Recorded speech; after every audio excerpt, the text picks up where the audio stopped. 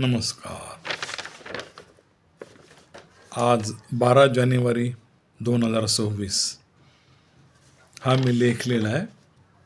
ह्या लेखाला मी नाव दिलेलं आहे देवाला प्रार्थना.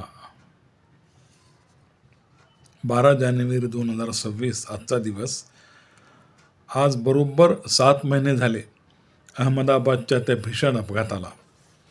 12 जून 2025ला अहमदाबादहून लंडनला जाणारे ते अतिविशाल असे प्लेन ड्रीम लायनर अचानक वेगाने खाली कोसळून पूर्ण क्रॅश झाले. कसा भयानक अपघात, किती दारुण प्रसंग होता तो. यूट्यूबवर, गुगलवर आगीच्या भडकलेल्या त्या ज्वाला अजूनही दिसतात. ते पाहून भीतीने जीव गोठून जातो. तो व्हिडिओ पाहताना तिथले पाहणारे असं सांगतात की अजूनही त्या ठिकाणी अपघातामध्ये मृत झालेल्या लोकांचे आत्मे भटकतात. त्यांच्या किंचाळ्या ऐकू येतात. तर काही जणांच्या हालचालीचा तिथे भास होतो.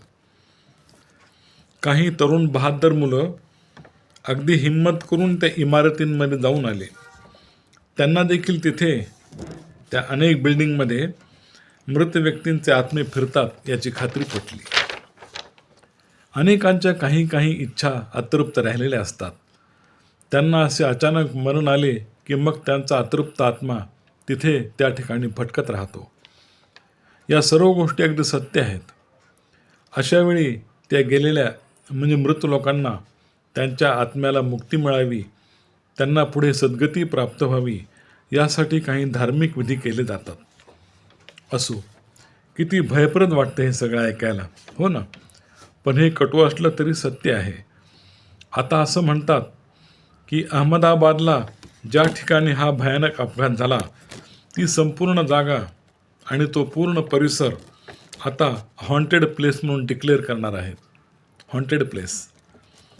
पण काही असो, कुणावरही अशी वेळ कधीच येऊ नये हीच देवाला